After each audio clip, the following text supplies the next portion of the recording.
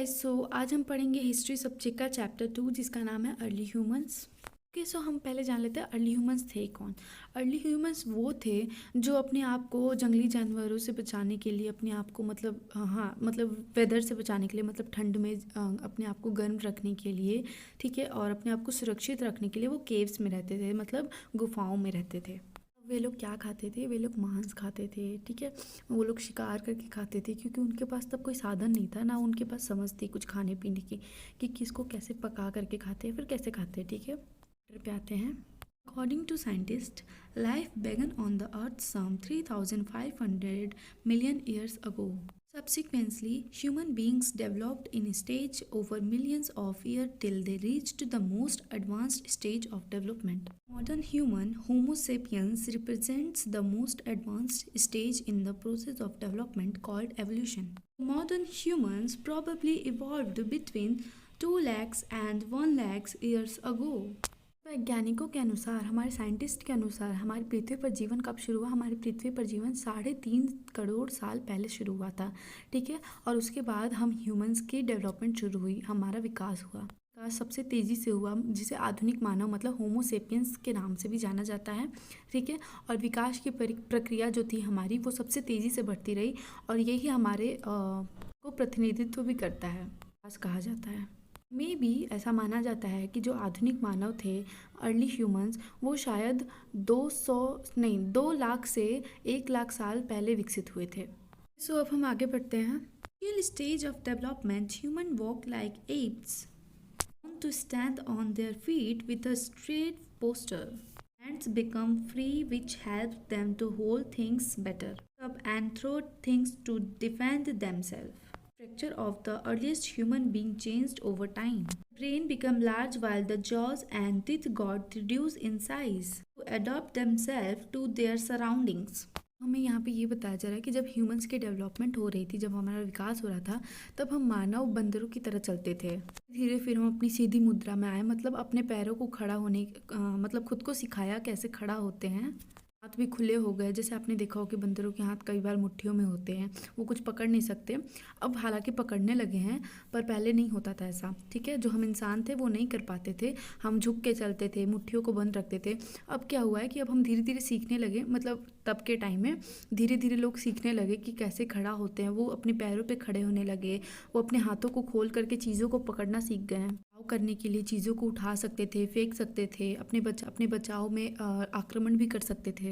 कि इसी विकास में क्या हुआ कि उनके जो दिमाग का साइज़ था वो बड़ा हो गया, और उनके जॉज जो थे, मतलब जबड़े और उनके दांत, वो छोटे हो गए आकार में। उन्हें खुद को समय के साथ बदल लिया, जैसे कि अब हमारे दांत छोटे छोटे हैं, ठीक है, पर पहले क्या था, उनके बड़े बड़े दांत हुआ करते थे, के साथ वो बदलते गए, ठीक है। अब आगे बढ़ते हैं।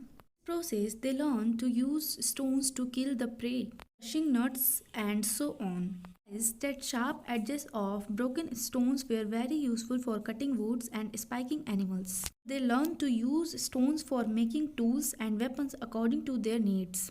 मानव थे, उन्होंने डेवलपमेंट के प्रोसेस में बहुत कुछ सीखा, जैसे कि शिकार को मारने के लिए पत्थरों को कैसे उपयोग करें। हम ये भी महसूस किया कि टूटे हुए पत्थर जो नुकीले किनारे होते हैं, उनसे लकड़ी काटने और जानवरों को काटने के लिए भी बहुत मदद मिल रही है, बहुत उपयोगी चीज़ है ये। अलावा उन्होंने अपनी ज़रूरतों के अनुसार औजार, हथियार, ये सब बनाने सीख गए, ठीक है। पत्थरों के उपयोग से उनकी ज़रूरतें जैसे जैसे बढ़ती गई, वैसे वैसे उन्होंने नए नए आविष्कार करने शुरू कर दिए।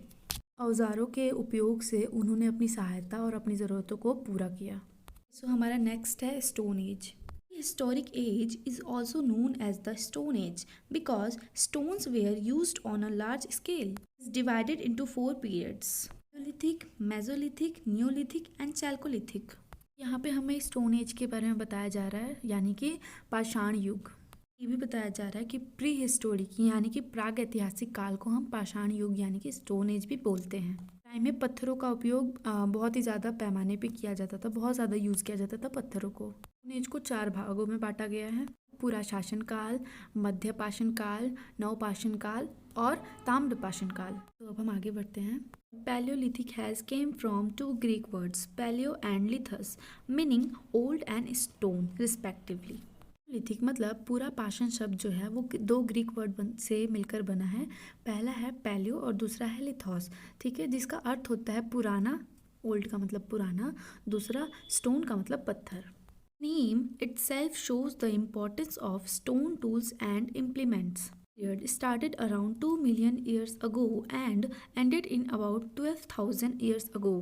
जो सो इसका नाम है स्टोन एज, वो क्या दर्शाता है? पत्थरों को दर्शाता है। मतलब स्टोन का मतलब सबको पता है कि पत्थर होता है, तो इसका नाम जो है वो पत्थर को दर्शाता है। इसका जो टाइम पीरियड है वो कब से कब तक है? वो 2 मिलियन वर्ष पहले से प्रारंभ हुआ था और लगभग कब खत्म हुआ? 12,000 वर्ष पहले। इन प्रकार के कच्चे पत्थर औजार जो कि अपनी ज़रूरतों को पूरा करने के लिए। Later different type of crude stones tools to meet different needs were made. भी मैंने बताया कि वो फिर बाद में अपनी ज़रूरतों को पूरा करने के लिए अलग अलग चीज़ें करने लगे। And a type of stone was widely used to make tools and weapons as it could be easily shaped into different forms. तो यहाँ पे फ्लिंट मतलब चकमक, वो एक प्रकार का पत्थर है। औजार और हथियार बनाने के लिए उपयोग किया जाता था तब के टाइम में, क्योंकि इससे आसानी से विभिन्न विभिन्न आकार के औजार बन जाते थे। यह हुआ टेक्निक्स ऑफ टूल मेकिंग, औजार और उपकरण बनाने के तरीके। The early humans applied two major techniques to make tools. First technique of tool making applied by the early Stone Age people is termed as the stone on stone technique. Technique, the pebble selected to be converted into a tool was held in one hand. Another piece of stone serving as a sort of hammer was held in the other hand. Stone was used to chisel the pebble into a tool. तो पहले के time में हथियार बनाने के 2 तरीके अपनाए गए, ठीक है। पहला क्या था? तकनीक थी, उसको वो लोग क्या कहते थे? स्टोन ऑन स्टोन तकनीक का नाम दिया गया पहले तकनीक को।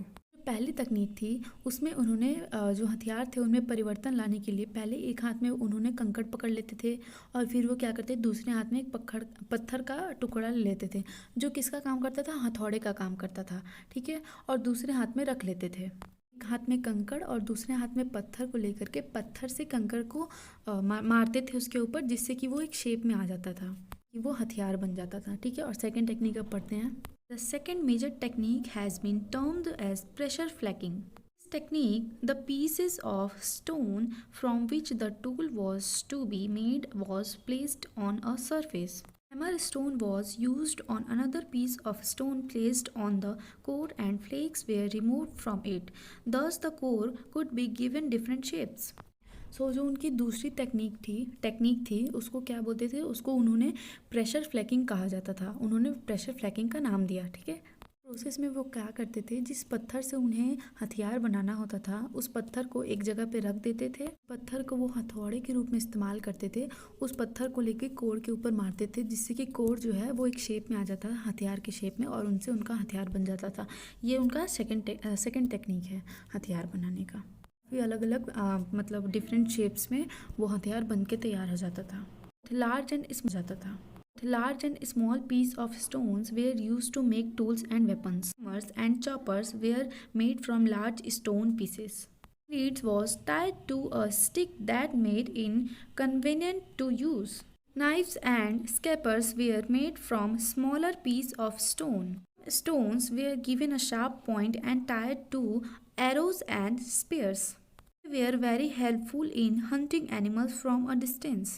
हमें यहाँ पे ये बताया जा रहा है कि हथियार बनाने के लिए बड़े पत्थर और छोटे पत्थर दोनों का इस्तेमाल किया जाता है। कुल्हाड़ी जो है वो एक छड़ी से बंधा हुआ था, ठीक है, जिसके कारण इसका उपयोग करना सुविधाजनक हो गया था। पत्थर के बड़े टुकड़े से वे कुल्हाड़ी बनाते थे और पत्थर का छोटे टुकड़े से वे चाकू जैसी वस्तुएं बनाते थे। कुछ जो नुकीले पत्थर होते थे उसको वे तीर और भाले से बांध देते थे, जिससे कि वे दूर के जानवरों का शिकार बहुत ही आसानी से कर सकते थे। आगे बढ़ते हैं हम। Of bones, horns and tusks of animals such as the wild ox and elephant, some with weapons embedded in terms suggest that these animals were hunted. Times dug and covered with leaves and twigs to trap large animals. The animals that could not get out were killed. तो हमें इसमें ये बताया जा रहा है कि जंगली बैल, हाथी और कुछ जानवरों की हड्डियाँ, सींग और दांत के अवशेषों से भी ये हथियार बनाने लगे थे, ठीक है। इन चीज़ों से बने हुए हथियार हमें क्या बताते हैं? ये हमें ये बताते हैं कि उस टाइम में बड़े बड़े जानवरों का भी शिकार किया जाता था। जानवरों का शिकार करने के लिए गड्ढे खोद करके उस पे पत्ते टहनियों से ढक दिए जाते थे। जो जानवर बाहर नहीं निकल सकता था उन्हें मार दिया जाता था, और उनके दांतों से, हड्डियों से, सींगों से हथियार बनाते थे और उसके मांस को खा जाते थे अपने पेट भरने के लिए। ठीक है, अब आगे पढ़ते हैं।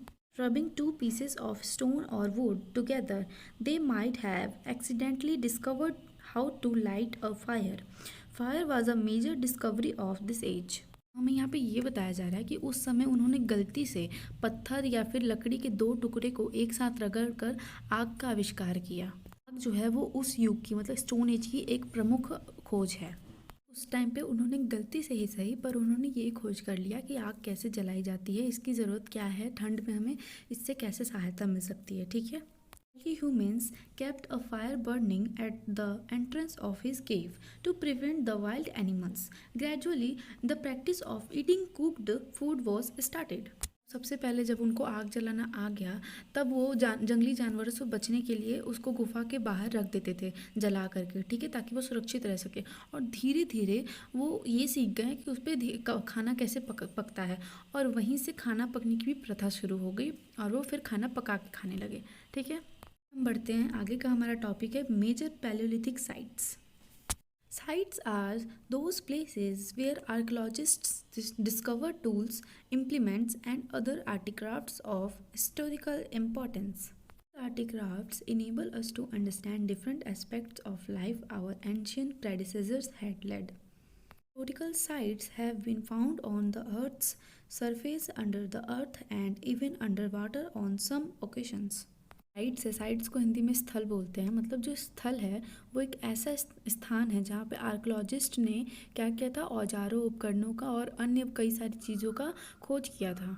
ये सारी चीज़ें, ये सारी कलाकृतियाँ हमें अपने जीवन के कई सारे एस्पेक्ट्स, मतलब हमारे जीवन के कई सारे पहलुओं को सुलझाने में हमें सक्षम बनाती है, हमारी मदद करती है, हमें सहायता देती है।